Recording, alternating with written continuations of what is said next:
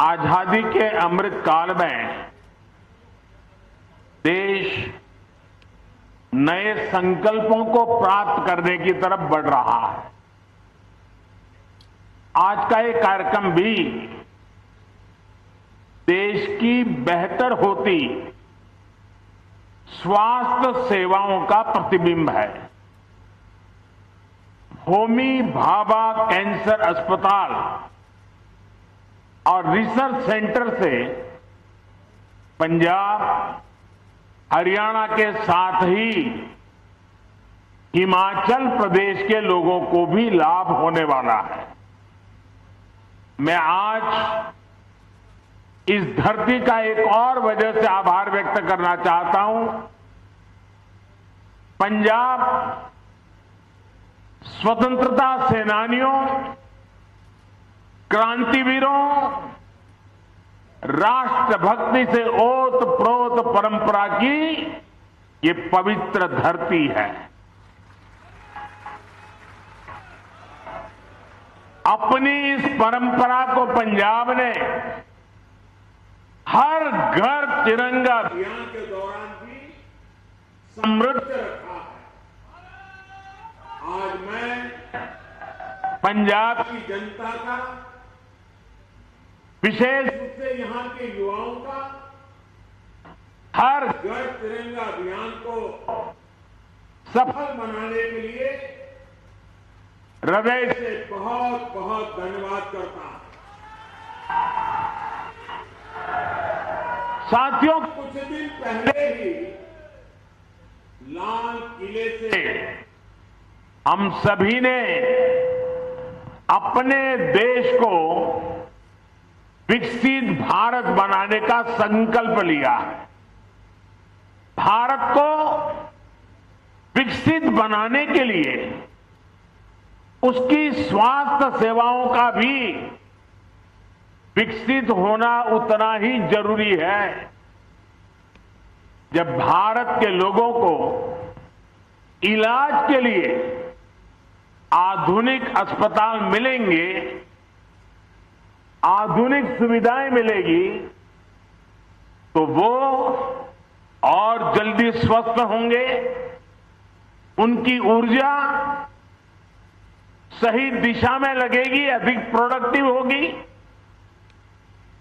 आज होमी भाभा कैंसर अस्पताल और रिसर्च सेंटर के तौर पर भी देश को एक आधुनिक अस्पताल मिला है। इस आधुनिक सुविधा के निर्माण में केंद्र सरकार के टाटा मेमोरियल सेंटर ने महत्वपूर्ण भूमिका निभाई है। ये सेंटर देश विदेश में अपनी सेवाएं उपलब्ध कराकर कैंसर के मरीजों का जीवन बचा रहा है। देश में कैंसर की आधुनिक सुविधाओं के निर्माण में भारत सरकार अग्रणी रोल निभा रहा है। मुझे बताया गया है कि टाटा मेमोरियल सेंटर के पास हर साल 1.5 लाख नए मरीजों के इलाज की सुविधा तैयार हो गई है। एक कैंसर मरीजों को बहुत बड़ी राहत देने वाला काम हुआ है। मुझे याद है, यहां चंडीगढ़ में हिमाचल के दूर सुदूर के क्षेत्रों से भी लोग कैंसर सहित अनेक गंभीर बीमारियों के इलाज के लिए पीजीआई आते थे। पीजीआई में बहुत भीड़ होने से पेशेंट को भी, उनके परिवारजनों को भी कई परेशानियां रहती थी। अब तो हिमाचल प्रदेश में बिलासपुर में एम्स बन गया है और यहां कैंसर के इलाज के लिए इतनी बड़ी सुविधा बन गई है। जिसको बिलासपुर नजदीक पड़ता है वो वहां जाएगा और जिसको मोहाली नजदीक पड़ता है वो यहां आएगा।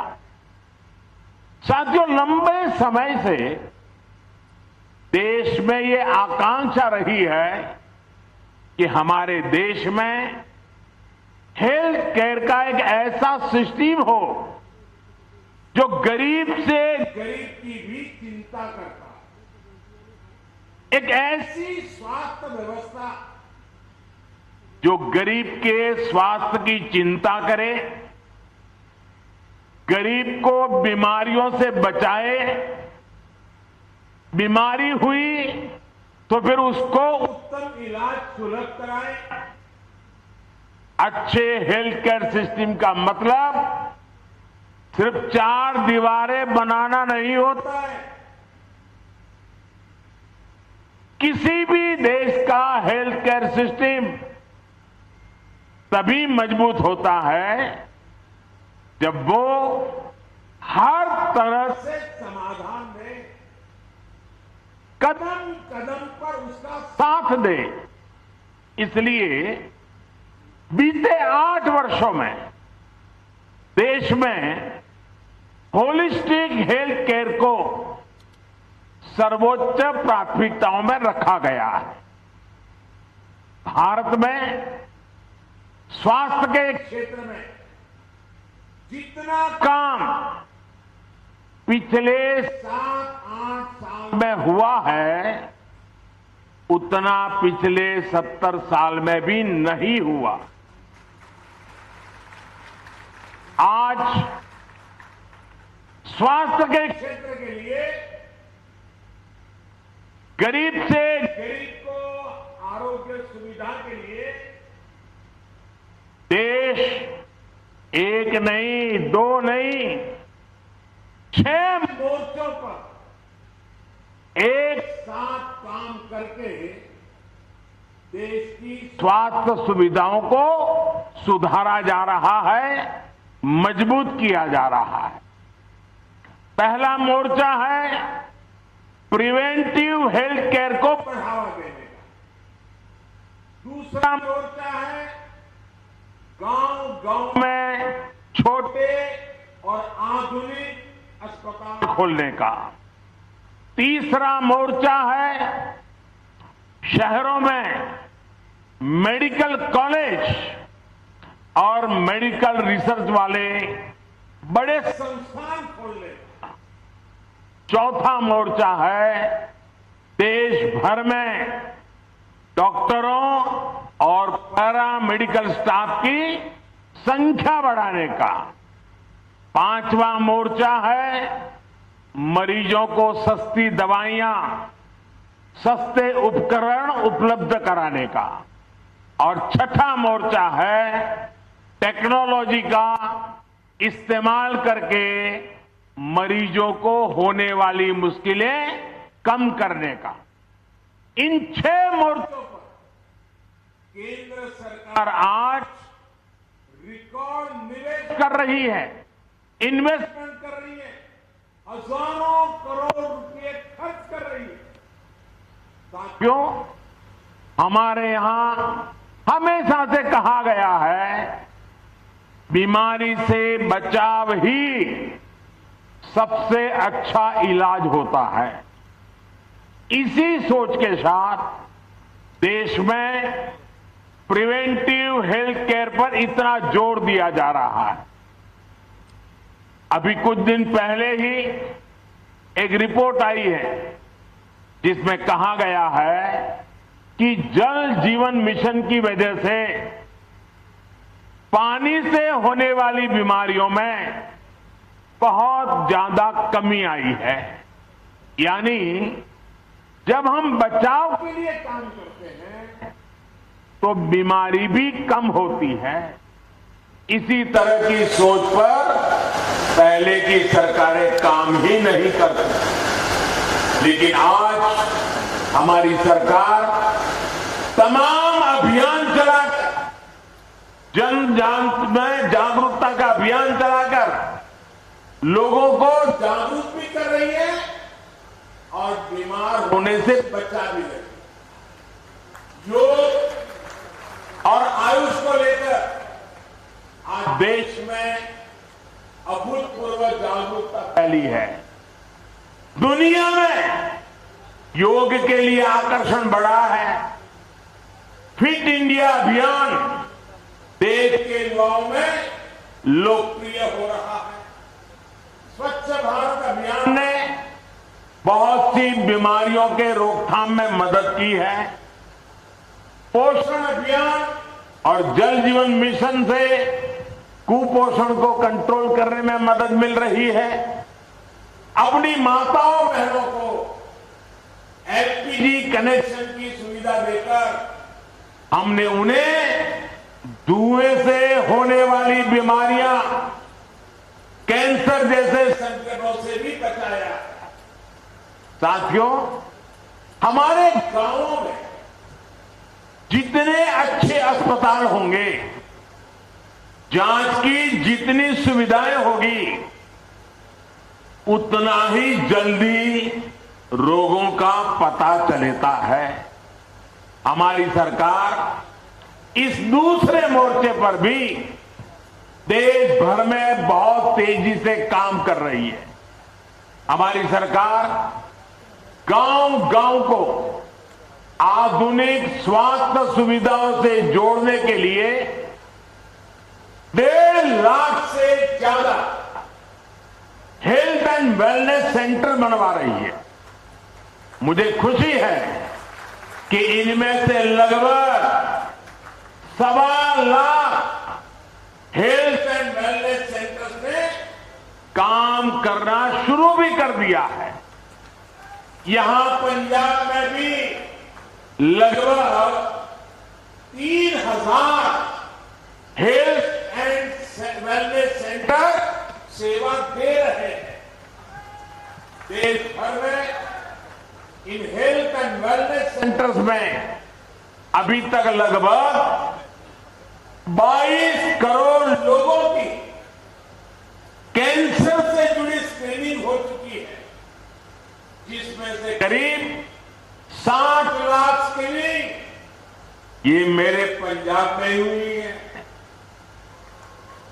इसमें जितने भी साथियों में कैंसर की पहचान शुरुआती दौर में हो पाई है, उनको गंभीर खतरों से बचाना संभव हो पाया है। साथियों, एक बार जब बीमारी का पता चलता है तो ऐसे अस्पतालों की जरूरत होती है जहां गंभीर बीमारियों का ठीक से इलाज हो सके। इसी सोच के साथ केंद्र सरकार देश के हर जिले में कम से कम एक मेडिकल कॉलेज के लक्ष्य पर काम कर रही है। Ayushman Bharat health infrastructure mission के तहत जिला स्तर पर आधुनिक स्वास्थ्य सुविधाएं बनाने पर 64,000 करोड़ रुपए खर्च किए जा रहे हैं। एक समय में देश में सिर्फ 7 एम्स हुआ करते थे, आज इनकी संख्या भी बढ़कर के 21 हो गई है। यहां पंजाब के बठिंडा में भी एम्स बेहतरीन सेवाएं दे रहा है। अगर मैं कैंसर के अस्पतालों की ही बात करूं तो देश के हर कोने में कैंसर से जुड़े इलाज की आधुनिक व्यवस्था की जा रही है। पंजाब में ये इतना बड़ा सेंटर बना है। हरियाणा के झज्जर में भी नेशनल कैंसर इंस्टीट्यूट स्थापित किया गया है। पूर्वी भारत की तरफ जाएं तो वाराणसी अब कैंसर ट्रीटमेंट का एक हब बन रहा है। कोलकाता में नेशनल कैंसर इंस्टीट्यूट का दूसरा कैंपस भी काम शुरू कर चुका है। कुछ दिन पहले ही असम के डिब्रूगढ़ से मुझे एक साथ 7 नए कैंसर अस्पतालों के लोकार्पण का अवसर भी मिला था। हमारी सरकार ने देश भर में कैंसर से जुड़े करीब 40 विशेष संस्थान स्वीकृत किए हैं, जिनमें से अनेक अस्पताल सेवा देना शुरू भी कर चुके हैं। साथियों, अस्पताल बनाना जितना जरूरी है, उतना ही जरूरी पर्याप्त संख्या में अच्छे डॉक्टरों का होना, दूसरे पैरामेडिक्स उपलब्ध होना भी है। इसके लिए भी आज देश में मिशन मोड पर काम किया जा रहा है। 2014 से पहले देश में 400 से भी कम मेडिकल कॉलेज थे, यानी 70 साल में 400 से भी कम मेडिकल कॉलेज। वहीं बीते 8 साल में 200 से ज्यादा नए मेडिकल कॉलेज देश में बनाए गए। मेडिकल कॉलेजों के विस्तार का मतलब है कि मेडिकल सीटों की संख्या बढ़ी है, मेडिकल की पढ़ाई करने वाले छात्रों के लिए अवसर बढ़े हैं और देश की सेहत का ध्यान रखने वाले हेल्थ प्रोफेशनल की संख्या बढ़ी है। यानी हेल्थ सेक्टर में रोजगार के भी अनेक अवसर इससे तैयार हो रहे हैं। हमारी सरकार ने 5 लाख से ज्यादा आयुष डॉक्टर्स को भी एलोपैथी डॉक्टर की तरह मान्यता दी है। इससे भारत में डॉक्टर और मरीजों के बीच अनुपात में भी सुधार हुआ है। साथियों, यहां बैठे हम सभी लोग बहुत सामान्य परिवारों से, हम सभी को अनुभव है कि गरीब के घर जब बीमारी आती थी तो घर जमीन तक बिक जाया करती। इसलिए हमारी सरकार ने मरीजों को सस्ती दवाइयां, सस्ता इलाज उपलब्ध कराने पर भी उतना ही जोर दिया है। आयुष्मान भारत ने गरीब को 5 लाख रुपए तक के मुफ्त इलाज की सुविधा दी है। इसके तहत अभी तक 3.5 करोड़ मरीजों ने अपना इलाज कराया है और 1 रुपये का उनको खर्च नहीं करना पड़ा है। और इसमें बहुत सारे कैंसर के मरीज भी है। आयुष्मान भारत की वजह से गरीब के 40,000 करोड़ रुपए, अगर ये व्यवस्था न होती तो उसकी जेब से जाने वाले थे वो 40,000 करोड़ रुपए आप जैसे परिवारों के बचे हैं। इतना ही नहीं, पंजाब सहित देश भर में जो जन औषधि केंद्रों का नेटवर्क है, जो अमृत स्टोर है, वहां भी कैंसर की दवाएं बहुत कम कीमत पर उपलब्ध है। कैंसर की 500 से अधिक दवाएं जो पहले बहुत महंगी हुआ करती थी, उनकी कीमत में लगभग 90% कमी की गई है। यानी जो दवाई 100 रुपये में आती थी जन औषधि केंद्र में, वही दवाई 10 रुपये में उपलब्ध कराई जाती है। इससे भी मरीजों के हर वर्ष औसतन करीब 1,000 करोड़ रुपये बच रहे हैं। देश भर में लगभग 9,000 जन औषधि केंद्रों पर भी सस्ती दवाएं गरीब और मध्यम वर्ग की परेशानियों को कम करने में मदद कर रही है। भाई और बहनों, सरकार के होलिस्टिक हेल्थ केयर अभियान में नया आयाम जोड़ा है आधुनिक टेक्नोलॉजी ने। हेल्थ सेक्टर में आधुनिक टेक्नोलॉजी का भी पहली बार इतने बड़े स्केल पर समावेश किया जा रहा है। Ayushman Bharat digital health mission से सुनिश्चित कर रहे हैं कि हर मरीज को क्वालिटी स्वास्थ्य सुविधाएं मिले, समय पर मिले, कम से कम परेशानी हो। टेलीमेडिसिन, टेली कंसल्टेशन की सुविधाओं के कारण आज दूर सुदूर गांव का व्यक्ति भी शहरों के डॉक्टरों से शुरुआती परामर्श ले पा रहा है। संजीवनी ऐप से भी अभी तक करोड़ों लोगों ने इस सुविधा का लाभ लिया है। अब तो देश में मेड इन इंडिया 5G सेवाएं लॉन्च हो रही है। इससे रिमोट हेल्थ केयर सेक्टर में क्रांतिकारी बदलाव आएगा। तब गांव के गरीब परिवारों के मरीजों को भी बड़े अस्पतालों में बार बार जाने की मजबूरी भी कम हो जाएगी। साथियों, मैं देश के हर कैंसर पीड़ित और उनके परिवार से एक बात जरूर कहना चाहूंगा।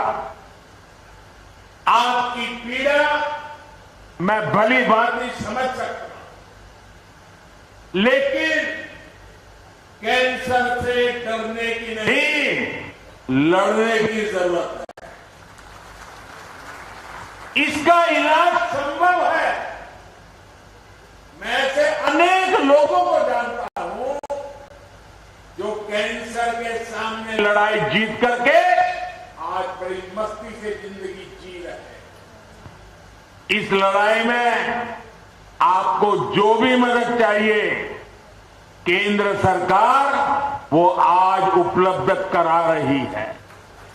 इस अस्पताल से जुड़े आप सभी साथियों से भी मेरा विशेष आग्रह रहेगा कि कैंसर के कारण जो डिप्रेशन की स्थितियां बनती है, उनसे लड़ने में भी हमें मरीजों की, परिवारों की मदद करनी है। एक प्रोग्रेसिव समाज के तौर पर यह हमारी भी जिम्मेदारी है कि हम मेंटल हेल्थ को लेकर अपनी सोच में बदलाव और खुलापन लाए, तभी समस्या का सही समाधान निकलेगा। स्वास्थ्य सेवा से जुड़े अपने साथियों से मैं ये भी कहूंगा कि आप भी जब गांवों में कैंप लगाते हैं तो इस समस्या पर भी जरूर फोकस करें। सबका प्रयास से हम कैंसर के विरुद्ध देश की लड़ाई को मजबूत करेंगे। इसी विश्वास के साथ पंजाब वासियों को और जिसका लाभ हिमाचल को भी मिलने वाला है, आज एक बहुत बड़ा तोहफा आपके चरणों में समर्पित करते हुए मैं संतोष की अनुभूति करता हूं, गर्व की अनुभूति करता हूं। आप सबको बहुत बहुत शुभकामनाएं, बहुत